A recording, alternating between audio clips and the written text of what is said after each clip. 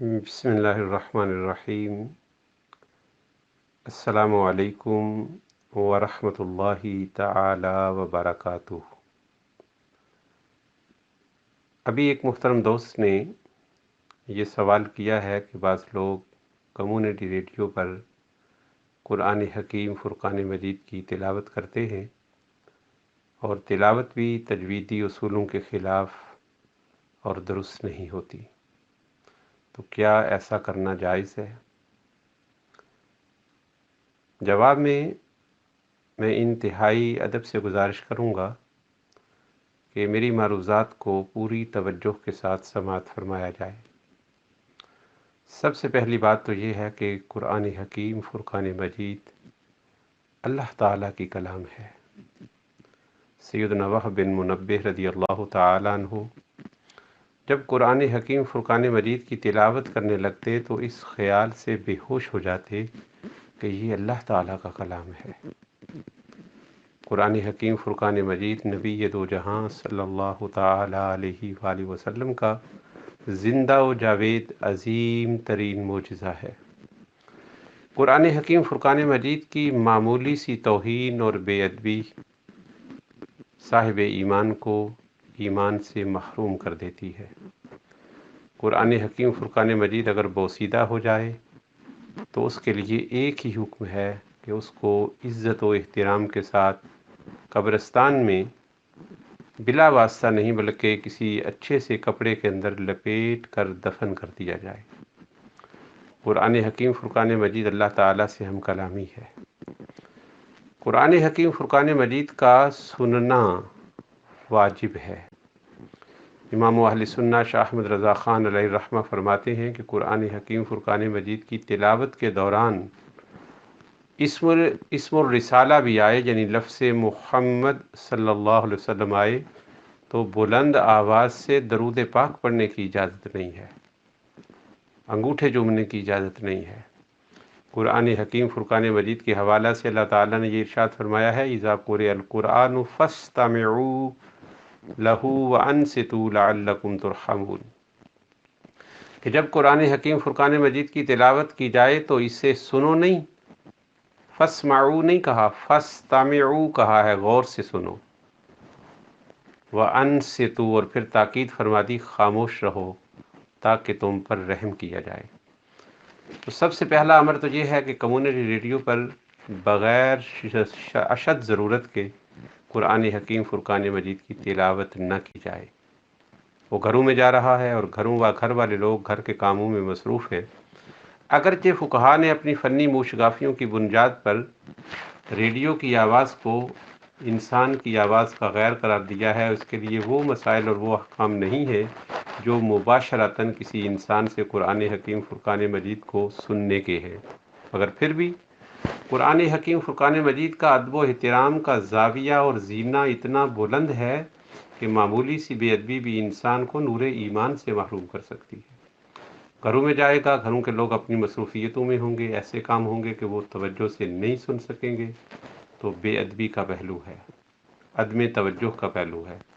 اور قرآن حکیم فرقان مجید کو تجویدی اصولوں کے یوں خلاف پڑھنا کہ معنی ہی بدل جائے، لحن جلی ہو جائے، مخارج کا اعتبار نہ کیا جائے، تو یہ حرام ہے۔ تاجدار دو جہاں صلی اللہ علیہ وآلہ وسلم نے فرمایا رب تال للقرآن والقرآن یلعنہ، بہت سارے قرآن پاک کی تلاوت کرنے والے ایسے ہیں کہ قرآن پاک ان پر لعنت کرتا ہے۔ اس کا ایک معنی محدثین نے یہی بیان کیا ہے کہ وہ قرآن حکیم فرقان مجید کو صحیح تلفظ کے ساتھ نہیں پڑھتے۔ کوئی تخفیف نہیں ہے۔ جو شخص مخارج کا اعتبار نہیں کرتا اور قرآن پاک کی زبر اور کھڑی زبر کا امتیاز نہیں کرتا، پیش اور الٹی پیش کا اعتبار نہیں کرتا، بسا اوقات معانی میں اتنا تغیر آ جاتا ہے کہ کفر لازم آ جاتا ہے۔ مثال کے طور پر اللہ رب العزت نے اپنے لیے لفظ خلقنا کا استعمال کیا ہے، نون کے بعد الف ہے، اس کا معنی ہے ہم نے پیدا کیا۔ تو اگر اس کو خلق نہ پڑھا جائے اور نون کو لمبا نہ کیا جائے تو اس کا معنی ہوگا ان سب عورتوں نے پیدا کیا۔ تو معنی میں کس قدر تبدیلی آ جائے گی۔ صلی سواد سے ہے، اس کا معنی ہے درود بھیجو، رحمت بھیجو، اور سلے جیسے ہم کہہ دیتے ہیں، اس کا معنی ہے تلوار سونت کر حملہ کر دو۔ قرآن حکیم فرقان مجید کو غلط پڑھنے کی کوئی گنجائش نہیں ہے۔ غلط پڑھنے سے بس 100 درجہ نہیں، 1000 درجہ بہتر ہے کہ قرآن حکیم فرقان مجید کی تلاوت نہ کی جائے۔ ہم نے چیزوں کو بڑا ہلکا لے لیا ہے، اور ہمیں جو ادب و احترام کے قرینے سکھائے گئے ہیں، ہم ان کے لیے بالکل ان پر عمل نہیں کر رہے۔ یہی وجہ ہے کہ معاشرہ برکات سے اور سعادات سے محروم ہو رہا ہے۔ آپ کا اگر تلاوت کرنے کو جی کر رہا ہے تو تلاوت کریں، آپ اپنے گھر میں کریں، وہاں بیٹھ کر کریں، اونچی آواز سے کریں۔ تلاوت کو اچھے انداز سے کرنے کا حکم ہے۔ تاجدار دو جہاں صلی اللہ علیہ وآلہ وسلم نے ارشاد فرمایا کہ تلاوت کو رونے کے انداز میں کرو، یعنی جب تم تلاوت کر رہے ہو تمہارے لہجے میں ایک سوز ہو، تمہارے لہجے میں ایک درد ہو، اور یوں ہو رہا ہو جیسے کہ قرآن حکیم فرقان مجید تمہارے دل کے اوپر وارد ہو رہا ہے۔ ہم نے دینی چیزوں کو بہت ہلکا کر دیا ہے۔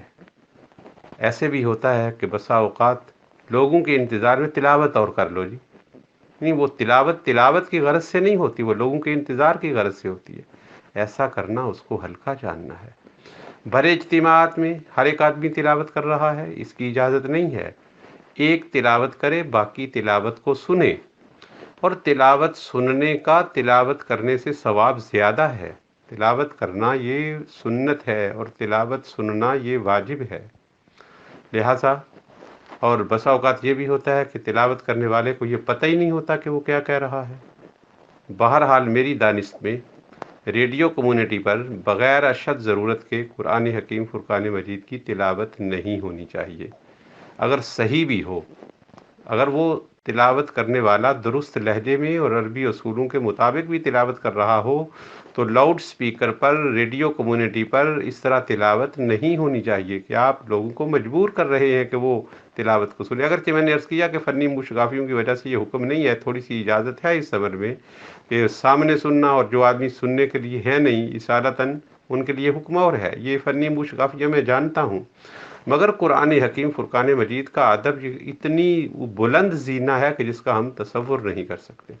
یعنی آپ اس بات سے اندازہ کریں کہ قرآن پاک ہے، قرآن پاک کے اوپر گتے کی جلد ہے، گتے کی جلد کے اوپر رقصین چڑھی ہوئی ہے، رقصین کے اوپر غلاف چڑھا ہوا ہے، غلاف کے اوپر چولی چڑھی ہوئی ہے، تو ایک بے وضو شخص کو اجازت نہیں کہ وہ اپنے بدن کے کپڑے کے ساتھ، یعنی جو کپڑا اس کے جسم کے ساتھ متصل ہے، جیسے دامن ہے، جیسے جھولی ہے، اس کے ساتھ وہ پھر بھی قرآن پاک کو ٹچ نہیں کر سکتا۔ قرآن پاک کوئی معمولی چیز نہیں ہے۔ قرآن پاک اللہ تعالیٰ کا کلام ہے، قرآن پاک اللہ تعالیٰ کی صفت ہے۔ اس کا احترام کیا جائے، اس کو اس وقت تلاوت کیا جائے جب ہر کوئی سننے کے لیے تیار ہو۔ وگرنہ نبی دو جہاں صلی اللہ علیہ وسلم نے ایک صحابی کو جو ہر روز تعلیم دیتے تھے اور درس قرآن دیتے تھے، ان کو میرے آقا نے ناراضی کا اظہار فرمایا تھا۔ فرمایا تم لوگوں کو دین سے بیزار کرنا چاہتے ہو۔ واضح ہے کہ جب چیز کوئی عام ہو جائے تو اس کی طرف وہ رغبت نہیں رہتی جو قلیل میں اور نادر میں رغبت ہوتی ہے۔ ان ساری باتوں کا خیال کیا جائے۔ پڑھنے والا ہو سکتا ہے وہ اپنے عشق میں پڑھ رہا ہو، اس کی اس جانب توجہ نہ ہو، مگر توجہ دلانے کے بعد اس پر عمل۔ اللہ تعالی ہمیں قرآن پاک کے انوارات سے اپنی قلوب کو منور کرنے کی توفیق عطا فرمائے۔